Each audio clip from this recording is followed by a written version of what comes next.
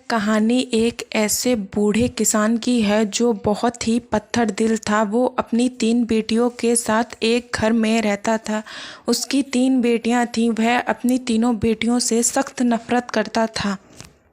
उसको ऐसा लगता था कि मेरी बीवी की मौत की वजह मेरी 3 बेटियां हैं। उसकी बीवी के मरने के बाद उसको ऐसा लगने लगा कि मेरी तीनों बेटियां श्रापित हैं और उसको ऐसा लगता था कि कहीं मेरी तीनों बेटियों की वजह से मैं भी ना मर जाऊं।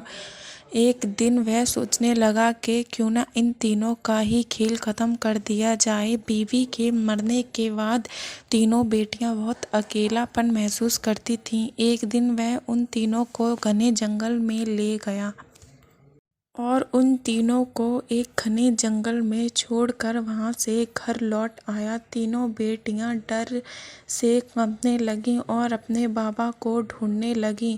रात होने लगी और जंगल काली अंधेरी रात से घिरने लगा। बेटियां चारों तरफ देखकर रोती थीं और चिल्लाती थीं।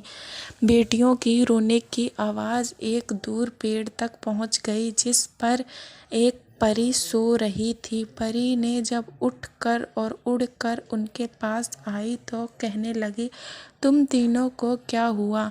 परी के पूछने पर तीनों बेटियों ने सारी बात बताई। परी ने जब तीनों बेटियों की कहानी सुनी तो वो रहम खाकर उन तीनों को बहुत सारा सोना और जेवर दिया। उस सोने से इन तीनों ने उसी जंगल में आलीशान घर बनाया।